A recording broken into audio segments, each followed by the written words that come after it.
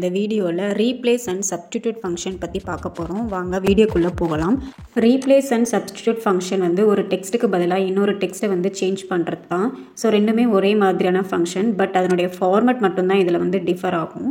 So ரீப்ளேஸோடைய format பார்த்தீங்கன்னா equal to replace bracket open பண்ணிவிட்டு old text comma starting number of character new text ப்ராக்கெட்டை close பண்ணிக்கணும்.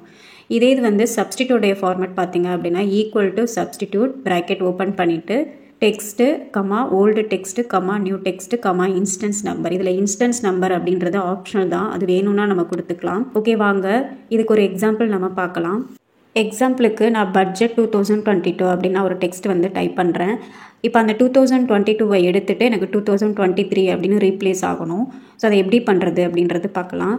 So அதுக்கு வந்து ஈக்குவல் டு ரீப்ளேஸ் அப்படின்னு கொடுத்துட்டு bracket old text. So old text வந்து அந்த பட்ஜெட் 2022ன்றது தான் old text comma starting number. So அப்போ அந்த 2022ல் அந்த 2ன்றது எங்கே ஸ்டார்ட் ஆகுதோ அதான் வந்து ஸ்டார்டிங் நம்பர். ஸோ அந்த 2ன்றது வந்து 8th பிளேஸில் நமக்கு வந்து ஸ்டார்ட் ஆகுது.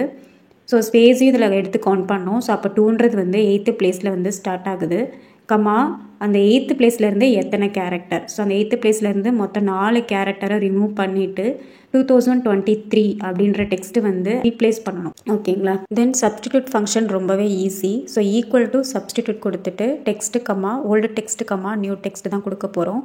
ஸோ டெக்ஸ்ட்டுக்கு வந்து நீங்கள் பட்ஜெட் 2022ன்றதை செலக்ட் பண்ணிக்க போகிறோம் கமா ஓல்டு டெக்ஸ்ட்டு. ஸோ 2022ன்றது ஓல்டு டெக்ஸ்ட்டு, நியூ டெக்ஸ்ட் வந்து 2023. ஸோ கொடுத்துட்டு ப்ராக்கெட்டை க்ளோஸ் பண்ணிவிட்டு என்டர் பண்ணிட்டீங்க அப்படின்னா 2022க்கு பதிலாக 2023 அப்படின்றது வந்து சேஞ்சஸ் ஆகிடும். ஓகேங்களா?